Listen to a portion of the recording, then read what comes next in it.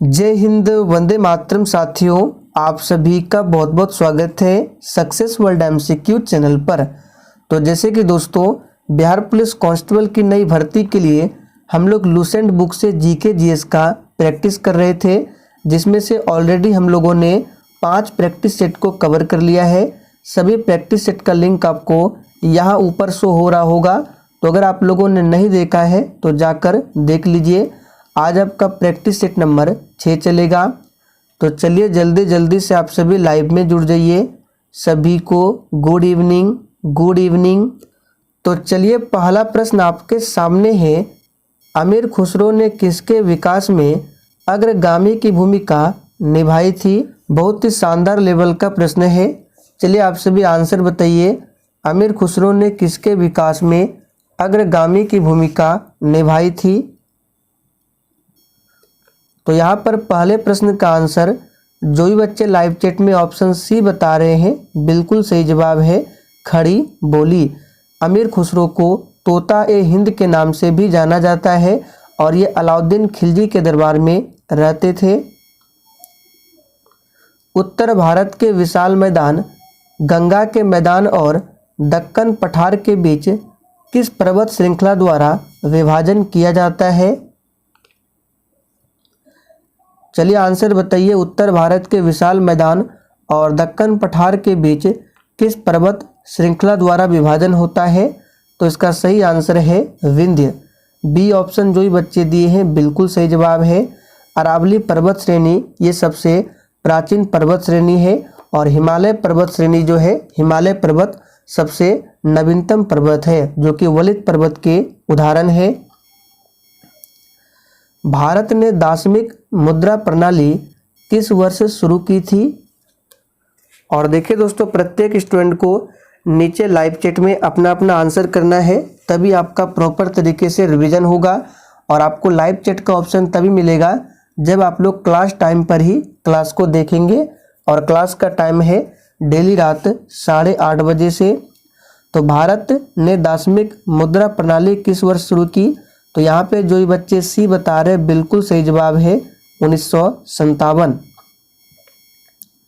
दुर्लभ मुद्रा किसे कहते हैं?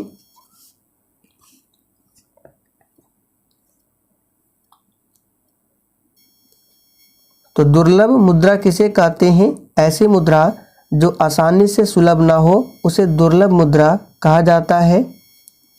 अगला प्रश्न है, अंतर्राष्ट्रीय श्रम संगठन का मुख्यालय कहाँ पर स्थित है?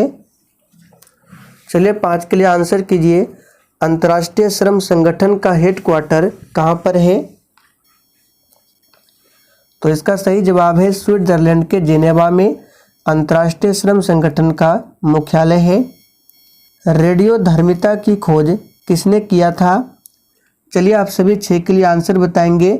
और देखिए, जितने भी छात्र छात्राएं पहले से ही इस चैनल पर क्लास कर रहे हैं, यानी शुरुआत से ही, उनको ये सभी प्रश्न आसान लगेंगे। तो आप लोग रिवीजन के तौर पर सिर्फ देख सकते हैं। तो रेडियोधर्मिता की खोज किसने की? Henry Becquerel. और रेडियम की खोज पूछे तो मैडम क्यूरी। राष्ट्रीय विकास परिषद का पहला अध्यक्ष कौन था?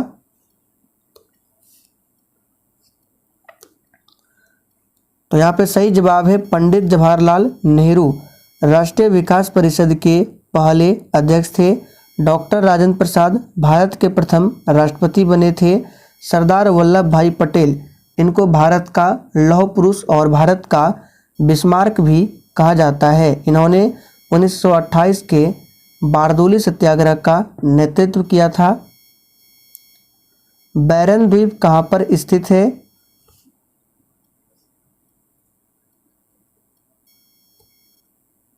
तो दोस्तों, ये पूछा हुआ प्रश्न है बिहार पुलिस में।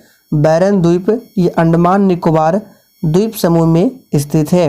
अंडमान निकोबार की राजधानी पूछे तो पोर्ट ब्लेयर है, जो कि दक्षिणी अंडमान में स्थित है, पोर्ट ब्लेयर। और अंडमान और निकोबार ये दोनों एक दूसरे से किससे पृथक होते हैं? तो 10 डिग्री चैनल से। अखिल भारतीय सेवाओं के सर्जन की शक्ति किसे प्राप्त है?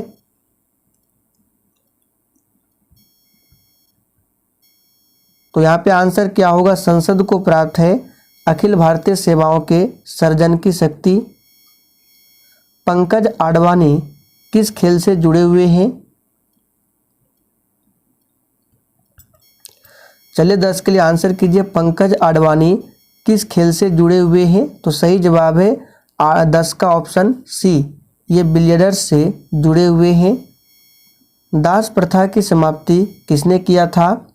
अब देखिए यहाँ पे आपको ऑप्शन के अकॉर्डिंग आंसर बताना है।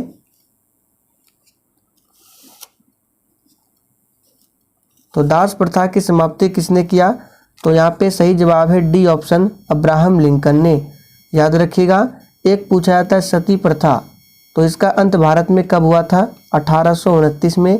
किसने किया था? तो लॉर्ड विलियम बेंटिक ने। कंप्यूटर साक्षरता दिवस कब मनाया जाता है? और देखिए इस प्रैक्टिस सेट में आपके जितने भी प्रश्न सही होंगे आपको सेशन के लास्ट में कमेंट करके अपना अपना स्कोर जरूर बताना है।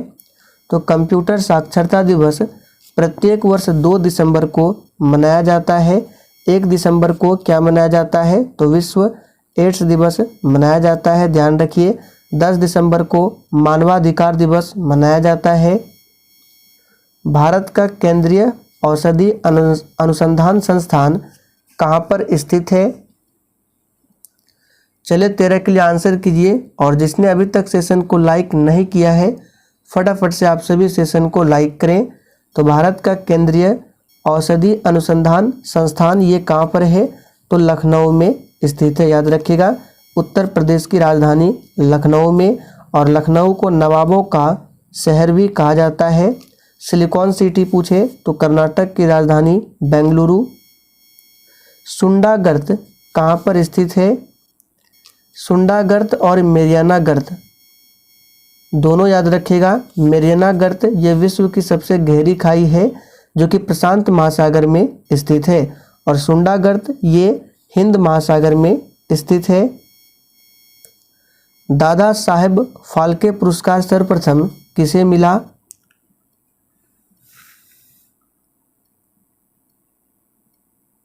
तो दादा साहेब फाल्के पुरस्कार सबसे पहले किसे दिया गया? तो श्रीमती देविका रानी को।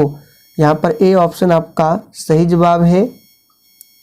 वैदिक युग में राजा अपनी जनता से जो कर वसूला करते थे उसे क्या कहते थे?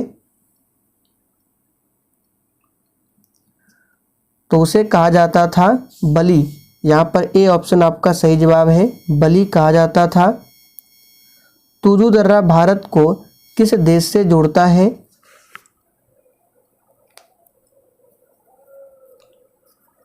तो यहाँ पे 17 का आंसर हो जाएगा तुजू दर्रा। ये भारत को म्यांमार से जोड़ता है। म्यांमार का पुराना नाम पूछा गया था, वर्मा है। भारत के किस प्रदेश की सीमाएं 3 देशों क्रमशः नेपाल, भूटान और चीन से मिलती है? चलिए 18 के लिए आंसर कीजिए। यहाँ पे आपको ऑप्शन को छांटकर आंसर बताना है। तो देखिए सबसे पहले पश्चिम बंगाल तो कभी होगा ही नहीं, ना मेघालय होगा और अरुणाचल प्रदेश तो होगा ही नहीं। यहाँ पे आंसर बचा सिक्किम। सिक्किम जो है ये 3 देश जैसे नेपाल, भूटान और चीन से घिरे हुए हैं, ध्यान रखेंगे। आर्थिक सुधार संबंधी नवीन आर्थिक नीति कार्यक्रम कब शुरू हुआ?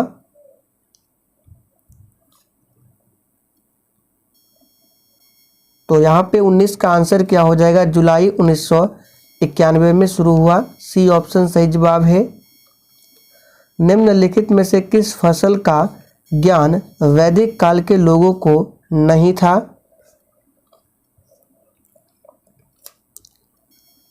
तो यहाँ पे आंसर हो जाएगा तंबाकू का ज्ञान नहीं था, क्योंकि तंबाकू जो है ये पुर्तगाली भारत लेकर आए थे। भगवान महावीर का प्रथम शिष्य कौन था? चलिए 21 के लिए आंसर बताइए। भगवान महावीर ये जैन धर्म के कौन थे? 24वें और आखिरी तीर्थंकर। इनके बचपन का नाम वर्धमान था। इनकी मृत्यु पूछा जाता है कहाँ पर हुई थी? पावापुरी में। और प्रथम शिष्य कौन थे? तो जमाली। आगे देखिए, आजीवक संप्रदाय के संस्थापक कौन थे? तो आजीवक संप्रदाय के संस्थापक कौन थे? यहाँ पर जो भी बच्चे ऑप्शन बी बता रहे बिल्कुल सही जवाब है मखली गोसाल आजीवक संप्रदाय के संस्थापक थे। हर्षवर्धन अपने धार्मिक सभा कहाँ किया था? चलिए आंसर बताइए फटाफट से। हर्षवर्धन के दरबारी कवि कौन थे? बाणभट्ट, जिन्होंने लिखा है क्या? तो हर्षचरित पूछा जाता है। हर्षचरित ये किसने लिखा है? तो बाणभट्ट ने। यहाँ पे 23 का आंसर क्या हो जाएगा? ऑप्शन ए याद रखिएगा प्रयाग। भूदान आंदोलन किसने प्रारंभ किया था?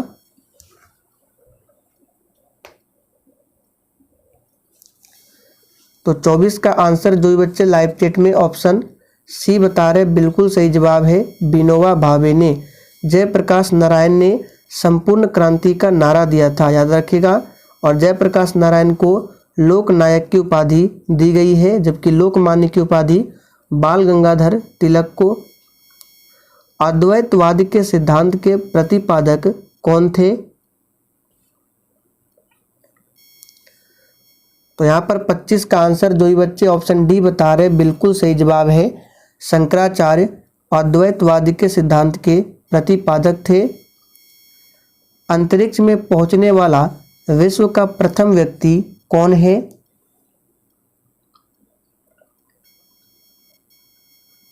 तो दोस्तों यहाँ पे सही जवाब है यूरी गागरिन।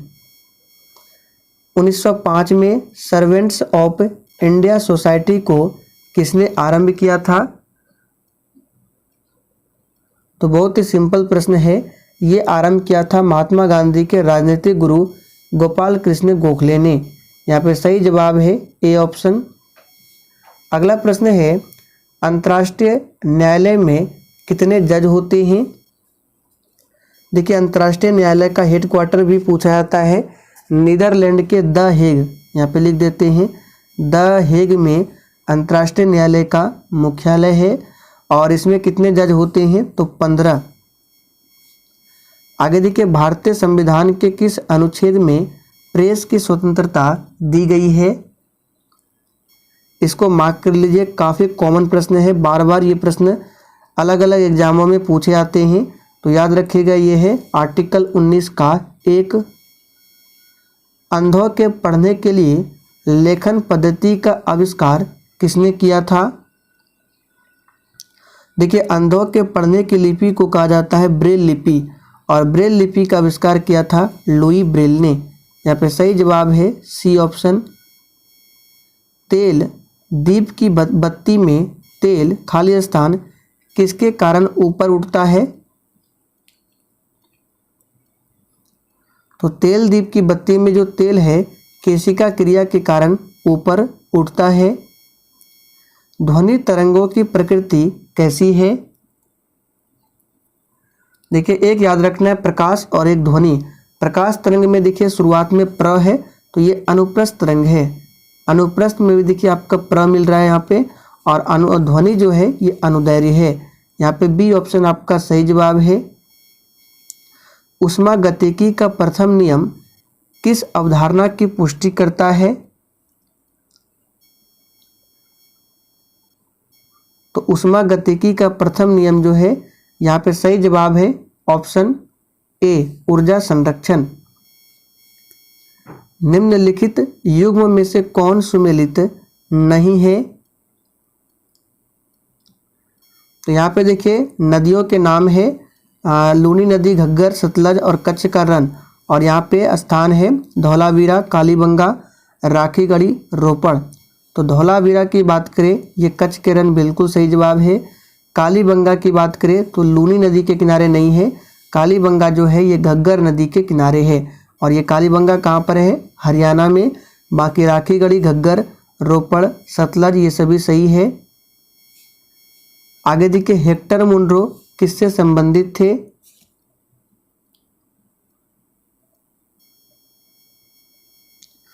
तो हेक्टर मुनरो संबंधित थे बक्सर युद्ध, जो कि हुआ था 22 अक्टूबर 1764 को। और प्लासी का युद्ध कब हुआ था? तो प्लासी का युद्ध हुआ था 23 जून 1757 को। दिन रात जिस कारण होते हैं वह क्या है? तो देखिए पृथ्वी जो अपने अक्ष पर घूर्णन करती है उसी के कारण दिन रात होते हैं और उसको कहा जाता है भू परिभ्रमण। भू परिक्रमण नहीं होगा, भू परिभ्रमण। और पृथ्वी जो सूर्य के चारों ओर चक्कर लगाती है उसी के कारण मौसम में परिवर्तन, वर्ष का बदलना ये सभी होता है, जबकि अपने अक्ष पर घूर्णन के कारण दिन रात होते हैं। निम्न में से कौन सा सही सुमेलित नहीं है? तो यहाँ पे देखिए त्रिक नियम को किसने दिया था? डोब्रेनर ने, बिल्कुल सही है। अष्टक नियम को न्यूलैंड्स ने, ये भी सही है। आधुनिक आवर्त सारणी को मोसले ने दिया, ये भी सही है। अपवर्जन नियम को हाइजेनबर्ग ने नहीं, ये पॉली ने दिया है। तो ये जो है सुमेलित नहीं है, डी ऑप्शन।